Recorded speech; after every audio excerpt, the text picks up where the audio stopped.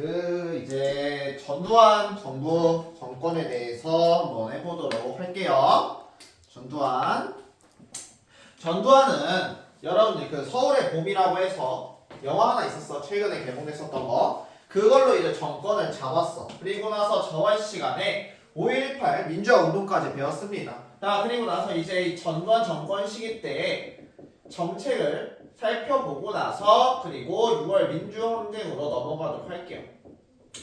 전두환은 5.18로 정권을 잡았었고 그러면서 이제 쿠데타를 통해서 군부 독재를 그대로 이어나가게 됩니다. 그러니까 당연히 군부 독재가 끝난 줄 알았던 시민들은 계속해서 민주화 운동을 일으켰었고 그거에 대해서 사람들의 눈길을 돌리고 싶어서 유화정책이라는 사람들한테 조금 풀어준 그런 정책을 실시를 하게 됩니다. 그중 가장 대표적으로 기존에는 야간 통행을 금지했었어. 왜냐하면 사람들이 모여서 이상한 짓 할까봐 이러한 야간 통행이 금지되었었는데 요거를 폐지를 해줘요. 그리고 요거 폐지와 더불어 이제 학생들한테도 조금 자유를 주고 싶었던 거야. 그래서 이거를 두발이라든가 아니면은 교복 등을 자율화를 해줘. 그럼 왜 하필 학생들이었었냐면 이러한 5.18 민주화운동부터 시작해서 전두환 시기 때까지 계속되는 민주화운동의 주체는 학생들이었어. 심지어 대학생들 완전 학생들이고 대학생들이었단 말이야. 그러니까 이러한 학생들이 있다 보니까 얘네들의 눈을 조금 돌려주고 자유를 주고 싶었던 거야. 그래서 이 전두환 정권 당시에 민주화운동을 못하도록 하려고 이런 학생들의 두발이나 교복을 자율화를 시켜주었었다라고 보시면 되고요. 그리고 이 사람들한테 볼거리를 즐기면서 눈을 돌리고 싶었던 거야. 그래서 지금 우리나라에서 가장 유명한 스포츠인 프로야구단이 요때 창단이 되고 요게 1882년에 창단이 됩니다. 이 프로야구가 창단되기 이전에 한국에서 가장 유명하고 인기 있던 스포츠가 고교야구였어. 그래서 그 고교야구에 대한 인기를 바탕으로 프로야구단이 1882년대 창단이 되게 되었던 겁니다. 그리고 나서 해외여행도 자율화를 시켜줬어. 그러면 이러한 유화 정책을 실시했었던 배경 자체가 앞에 있었던 민주화운동이 계속해서 활발하게 일어나고 있었고 이런 것들을 조금 시선을 돌리기 위해서 이 정책을 실시했다고 했어. 그러면 반대로 얘기해서 계속되는 이러한 민주화운동을 통해 유화 정책을 해결이 안 되면 전두환은 강압 정책을 실시를 했던 겁니다. 그래서 이러한 강압 정책을 실시해요. 이 정책의 대표적으로는 방금 언급했다시피 민주화 운동이었어. 그래서 이 민주화 운동을 탄압시키기 위해서 강압 정책을 실시합니다. 그럼 이 민주화 운동이 왜 일어났었냐면 첫 번째로 우리 1980년에 있었던 5.18 민주화 운동, 즉 전두환 정권이 광주에 대한 탄압에 대한 진상 규명을 요구하는 시위가 있었고 또 이 전두환의 친인척들의 비리에 대해서도 해명하라는 이러한 민주화 운동도 있었습니다. 근데 이러한 민주화 운동을 가장 많이 했었던 주체가 첫 번째가 학생들이었고 그 다음에 노동자들이었어. 그 중에서도 요 학생들이 진짜 많이 운동을 많이 했단 말이에요. 민주화 운동을 어느 정도였냐면 대학생을 주체로 많이 일어나다 보니까 당시 이제 대학교 수업 때 이걸 감시하는 감시관들이 있었어. 그래서 이것들 뻘짓을 말하나 안 하나 그것도 보고 있었고 그리고 학생회를 조직하지 못하게 했어. 왜냐면 이 박정희 시대 때부터 학생회를 주축으로 해서 계속해서 민주화운동을 일으키다 보니까 이것들을 못하게 막아버렸던 거야. 학생회 자체를. 심지어 이거 막 풀어줬어도 딱 조직되는 순간 그 학생 임원이다 아니면은 학생회 내에 소속되어 있는 사람이다 바로 잡아갔었어. 그래서 그거 잡아가서 무슨 사업을 실시했었냐면 녹화 사업이라는 걸 실시를 했었어. 이게 뭐냐면 니네가 이렇게 하는 건 썩은 정신 상태다. 그래서 이 썩은 정신 상태를 개조하려면 군대에 들어가게 만드는 거야. 그래서 강제로 입대시키는 거야. 이게 바로 녹화 사업이었었고 요걸로도 안 되는 애들은 뭘로 몰아갔었냐? 가장 최고로 잘 몰아갈 수 있는 거 너 북쪽에서 빨갱이라고 해서 공산주의자로 몰아가. 그래서 이 공산주의자로 몰아가면서 이때 1,000명 정도가 이걸로 인해서 구속이 되게 된 거야. 이런 식으로 계속해서 민주화운동이 탄압이 있었던 거야. 그래서 이거 공산주의 1,000명 구속했잖아. 이거에 대한 핑계거리 하나를 만들어. 그걸 바로 금강산 댐 사건이야. 이게 뭐냐면 얘들아, 금강산이 북한에 있습니다. 그리고 이때 북한 쪽에서 금강산에 있는 물을 댐으로 만들어서 우리한테 보내려고 한다. 그래서 그게 오게 되면 우리 서울 전 지역에 홍수가 일어날 것이다 라고 하면서 얘네가 그런 비밀적인 금강산 댐 사건을 일으키려고 한다 라고 해서 이걸 조작을 하게 되는 거야. 이런 식으로 사람들을 선동하였지만 조금 힘들게 된다. 물론 이 학생 정책도 녹화 사업을 계속하다 보니까 반발이 많았고 유화 정책을 통해서 학생회가 조직이 되게 된 거야. 막 조직이 이제 할 수 있게 됐었어. 그래서 그걸 바탕으로 1986년부터 계속되는 민주항쟁이 있었는데 요거 민주항쟁은 피크를 찍었었고 그리고 우리나라 민주화운동의 끝을 알린 그런 사건 하나가 일어납니다. 그걸 이제 6월 민주항쟁이라고 불러요. 그래서 요거 시험 문제에서 순서 많이 물어봐요. 그래서 뭘로 시작됐는지도 많이 물어보니까 그거 잘 알아둬야 돼요. 먼저 1987년 1월 당시에 이 민주화 운동을 하고 있었던 박종철이라는 학생이 갑자기 경찰 조사 중에 죽은 사건이 있었어. 이거를 고문치사 사건이라고 부르는 거야.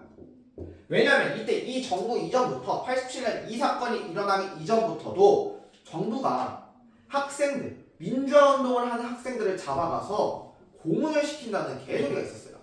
아니, 개소리, 그런 소리가 있었어. 근데 그거를 정권에서 개소리라고 얘기를 했단 말이야. 나고 싶나 본데. 개소리를 했단 말이야. 그러니까 이거를 사람들이 설마 그러겠어? 라고 하지만 아니 그럴 거야. 그러면서 이게 있었다? 내가 갑자기 박종철이 죽었어. 근데 이걸 심장마비라고 하는 거야. 경찰 조사 중에 죽는데 이게 심장마비래. 근데 심장마비 사유가 뭐냐면 책상을 탁 치니 억 하고 죽었대요. 말이 될까? 절대 말이 안 돼. 이거 20대 청년이야. 팡 치면 어떻게 죽어? 진짜 그럼 심장병이 있는 것도 아니고 엄청나게 건강한 사람이었단 말이야. 그러니까 당연히 요거 갖고 말이 많았고 정부 측에서는 경찰 간부 2명만 일단 구속을 시킵니다. 그러면서 요 민주화운동을 주최했었던 사람들이 박종철에 대해서 추모를 하게 되고요. 이 추모와 함께 이 박종철이 어떻게 죽었는지에서 진상규명해라. 그리고 고문 추방해라 라고 하면서 본격적으로 민주항쟁이 일어나게 됩니다. 하지만 전두환은 이거에 아랑곳하지 않고 1987년에 4.13 호원 조치를 발표를 하게 돼요. 호원 조치. 이 호원 조치 여기서 뭐라 얘기했냐면 자신은 그대로 유지하겠다라고 합니다. 그래서 간접 이러한 시민들에 대한 민주화 운동에 반대를 하고요. 그리고 간접 선거를 그대로 유지하겠다는 그런 입장을 표명을 하겠다는 거야. 그래서 요걸 바탕으로 간접선거 대통령 선출해야 된다. 왜냐면 자신의 임기 얼마 남지도 않았고 지금 이렇게 바꿔봤자 힘듭니다 하면서 호원 조치를 발표를 했던 거야. 그러니까 당연히 시민들은 어떻게 될까? 계속 말하면서 반대 시위가 일어나겠지. 그래서 요 반대 시위는 당시에 시민들이 성명서를 작성하고 그리고 일부는 단식 투쟁도 했었어. 단식 투쟁하면서 이러한 것들을 못하게 해야 됩니다 라고 이야기를 했던 거지. 그리고 요 단식 투쟁을 했었던 대표적인 사람이 바로 우리나라 14대 대통령이었었던 그 야당의 총재였던 야당, 지금 대통령 당의 반대 야당이라고 불러요. 이 야당의 총재였었던 김영삼이 단식 투쟁을 하게 됩니다. 이런 식으로 하게 됐었던 거. 당연히 정부는 이걸 되게 탄압하려고 노력을 했었단 말이야. 그러다가 이 박종철 고문치사 사건이 수면으로 본격적으로 나선 일이 있었는데 그게 바로 1987년 5월 18일이야. 알겠지? 5.18 민주항쟁이 일어나고 있었던 7년 뒤였었던 1987년 5월 18일 날 천주교에서 정의구현 사제단이 있었어.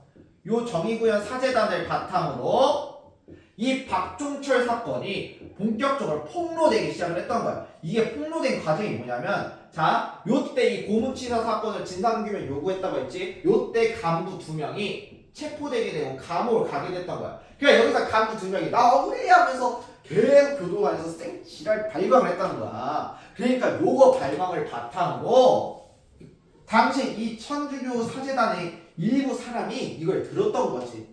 쟤 왜 자꾸 저지랄을 하냐? 왜 자꾸 자기 억울하다고 하냐? 사람 죽였으면서. 그래 교도관한테 얘기했던 거고, 그 교도관이 이야기하기를 요 박종철 사건 자체가 은폐되고 조작되었다라고 하는 거야. 원래는 물고문당하다 죽었어. 물고문당하다 죽었었고, 요거에 대해서 간부 2명 억울하게 잡혔다라고 하는 거 원래 더 있었는데 그거에 대해서 지랄 발광한다고 하니까 요때 당시에 이걸 듣고 있었던 이 사제단의 간부가 다른 교도관을 통해서 휴지에 그 내용을 적고 보내게 돼.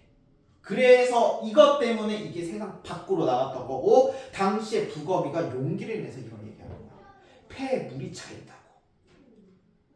폐에 물이 차 있고, 그러면서 살려고 발버둥치다가 결국에는 숨이 막혀서 죽었다고 요게 나오게 됐던 거야. 그러면서 사람들이 이 박종철 사건을 완벽하게 의심은 했었지.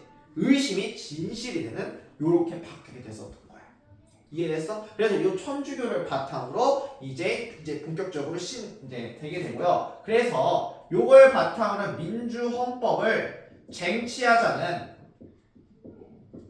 국민운동이 이제 본격적으로 일어나게 됩니다. 요게 조직이 돼서. 그럼 이걸 누구를 조직이 되냐면, 당시에 요 단식 투쟁을 했었던 야당 있지? 야당과 더불어서 이제 천주교 인사와 그리고 민주화 운동을 주도했었던 이 민주화 운동의 인사들이 이제 이야기를 하는 거야. 그래서 요걸 통해서 이제 본격적으로 더욱더 커지게 됐었고, 이 사람들이 주장했던 게 이 호원 조치 있지? 호원 조치를 철폐해라. 그래서 호원 철폐를 하고, 그리고 민주화를 해달라고 주장을 하기 시작했던 거야.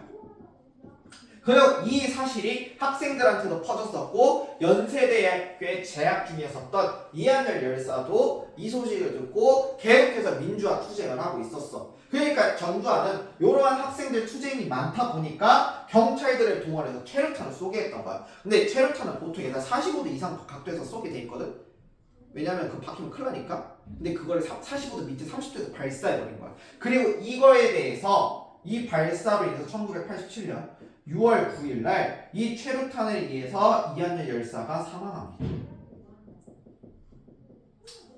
이거에 사망을 하게 될 거야. 왜? 최루탄에 맞아서. 이거에 있어서 당연히 어떻게 될까? 분노를 하겠죠. 그래서 이거에 대해서는 대표적으로 있습니다. 이한열 열사가 맞으니까 요거를 지키겠다고 학생들이 앞에 모여서 이한열 열사를 감싸 안아줍니다. 그 지역으로. 그리고 그거에 있어서 우리나라 대표 연예인들도 있었어. 예를 들어 우연이라든가 안내상이나 이런 사람이 있었어. 예전에 우연히 이제 한 예능 프로그램 나와가지고 그런 거야. 자기 그 아들이 우리 아빠가요. 우리 아빠가 군대도 안 갔다 왔어요. 하면서 막 뭐라 한 거야. 왜 못 갔다니까 자기가 범죄 이력이 있대. 그 범죄 이력이 뭐냐면 이 6월 민주화운동 때 이한열 열사랑 같이 민주화 운동하다가 잡혀가서 그래. 그래서 범죄 이력이 있는 거야. 실제로 우리 학교 전북대학교 학점부 보면은 거기서도 80년대 때는 제적 진짜 많았었어. 왜냐면 민주화운동 하겠다.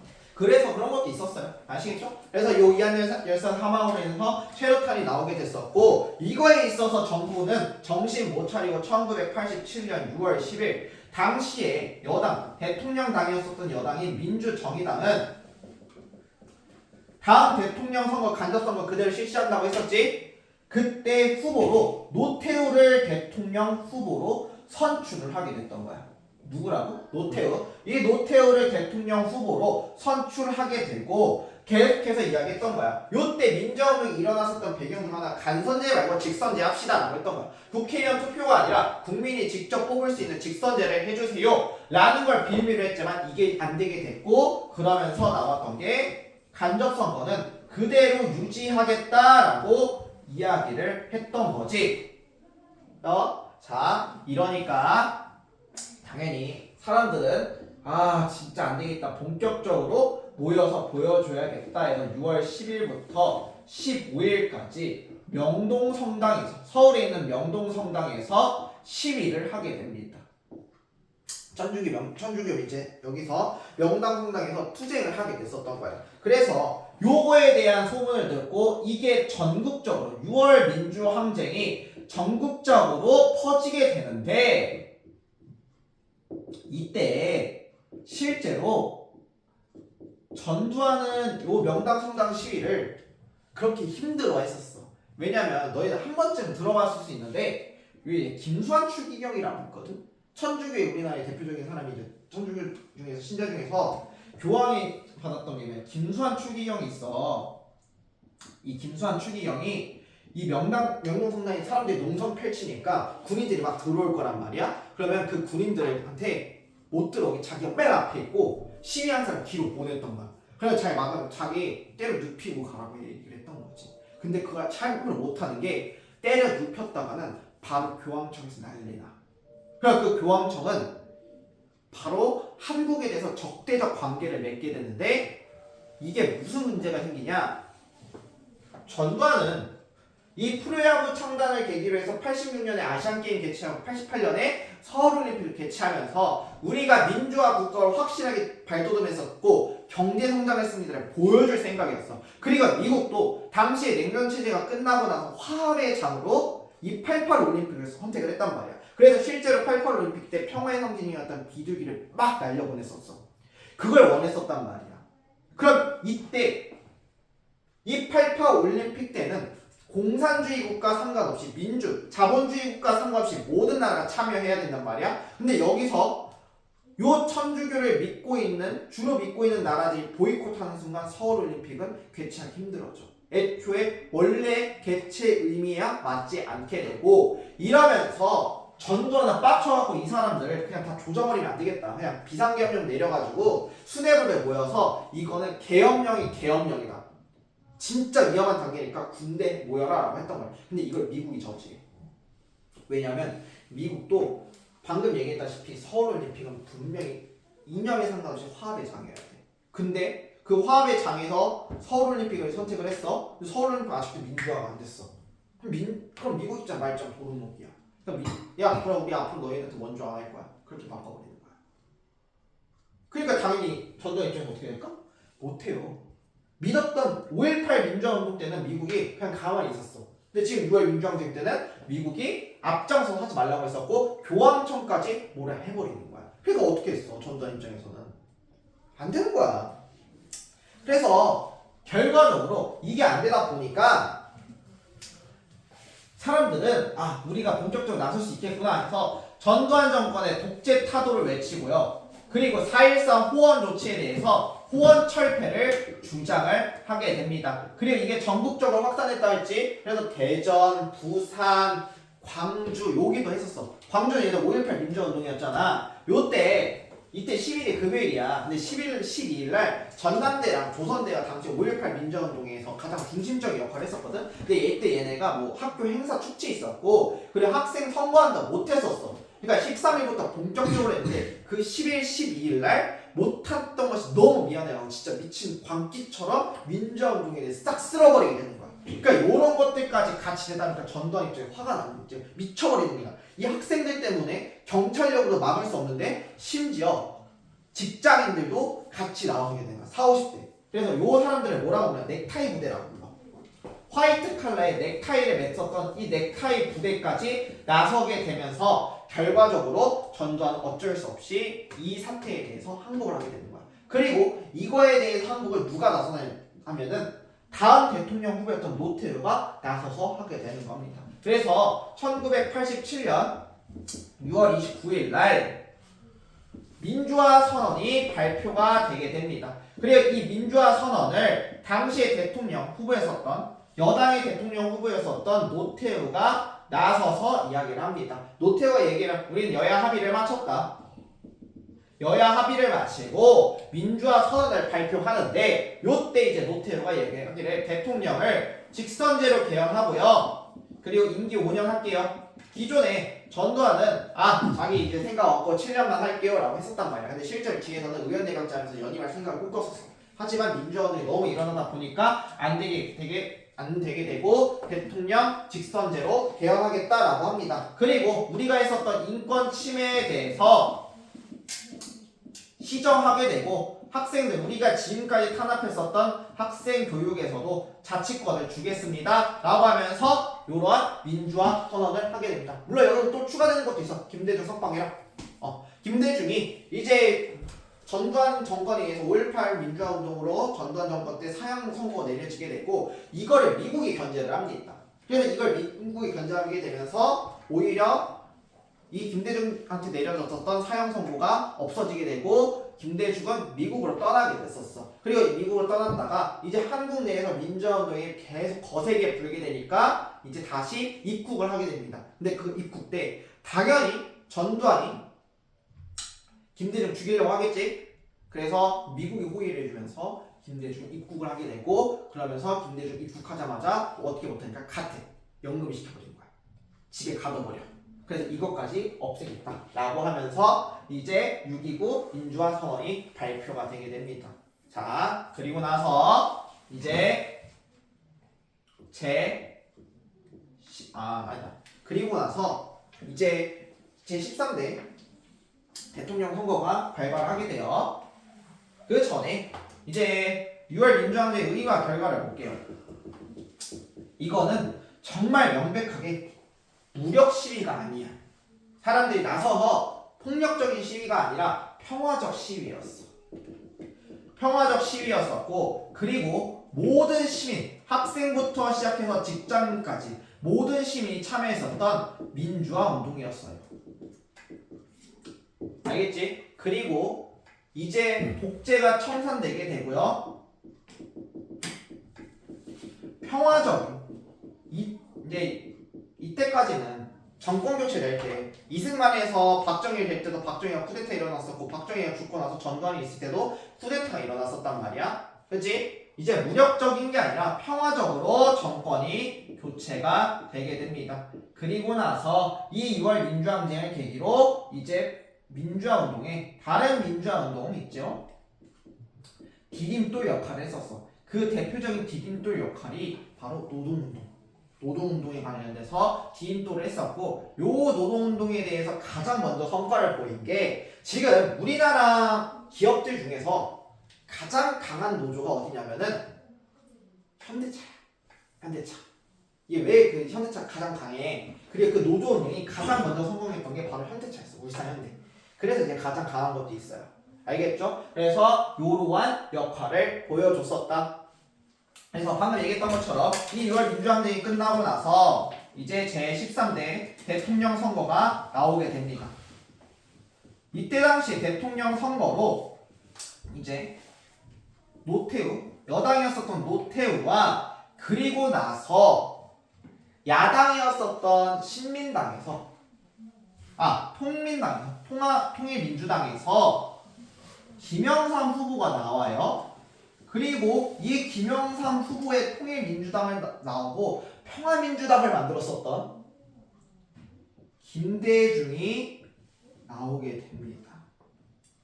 원래 김영삼과 김대중은 서로를 밀어줬었거든. 겉으로는 밀어줬었는데 이제 김영삼은 계속해서 국내에서 민주화운동을 했었고 김대중은 국외도로 갖고 막 왔다 갔다 하다 보니까 이제 통일민주당 내에서 입지가 좁아졌단 말이야. 그래서 원래는 이제 얘기를 했어서 서로가 서로를 밀어주는 상황에서 이제 결국에는 그게 안 되고 김영삼과 김대중이 이제 당이 나눠지게 됐었던 거야. 그러면서도 사람들은 이 두 사람에 대해서 단일화를 기대를 했었단 말이야. 하나로 합쳐라. 그러니까 둘 중 한 명만 나와라. 라고 했는데 이게 끝내 무산이 되게 되면서 결과적으로 여당이었었던 노태우 후보가 지금까지 최저 득표율로 36% 받았어요. 36%. 그리고 김영삼 27%, 이제 김대중 대통령 26%로 이제 노태우가 당선이 되게 됩니다. 그래서 최저 득표와 더불어서 그리고 이제 정권 교체를 하게 됩니다. 그러면 왜 사람들은 노태우를 뽑았냐? 일단 6.29 민주선언 노태우가 했잖아. 와, 그래도 저놈은 전두환이랑 다른 놈이네. 전두환은 간선제 요구했었는데 그래도 쟤는 직선제 하겠다고 하네? 라고 하면서 그러면서 사람들한테 인식이 조금 변하게 됐었고, 그리고 이때 노태우를 북한이 도와준 사건이 일어납니다. 실제로 도와준 건 아니야. 1987년에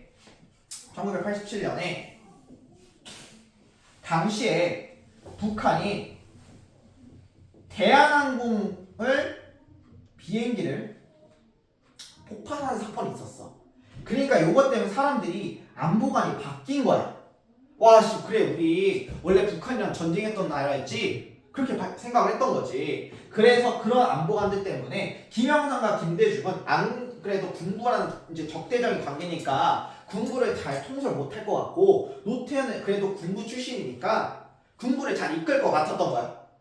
그래서 노태우에 대한 지지율이 높았었고, 당시에 노태우를 지지했던 곳이 대부분 경북과 노태우가 태어났었던 경북과 그리고 강원도였어. 김영삼이 지지했던 곳은 이제 경남 지역과 부산 지역이었었고, 김대중이 지지해줬던 게 호남 지역이었단 말이야. 그리고 김대중도 호남 지역에서 자기 지지해줄 줄 알았는데 그게 생각보다 못 미쳤던 거고, 서울 지역에서도 이제 못 미쳤던 거야. 그러면서 노태우가 당선이 되게 됩니다. 알겠죠? 자, 이러면서 이제 이거 있고 나서 총선이 나와요. 국회의원 선거로. 그래서 노태우가 소속돼 있던 당이 김영삼, 김대중이 소속돼 있는 당보다 적게 당선이 되면서 여소야대라는, 여당은 적고 야당이 많았었어. 그런데 문제가 생겨요. 이때 이 여소야대를 한 방에 뒤집어. 이때 김영삼이 정치적으로 당선되기 위해서 노태우와 그리고 김종필과 당을 합쳐. 그리고 새로운 당을 만들어. 그리고 그 당을 바탕으로 이제 14대 대통령의 당선이 되게 되는 겁니다. 아시겠죠?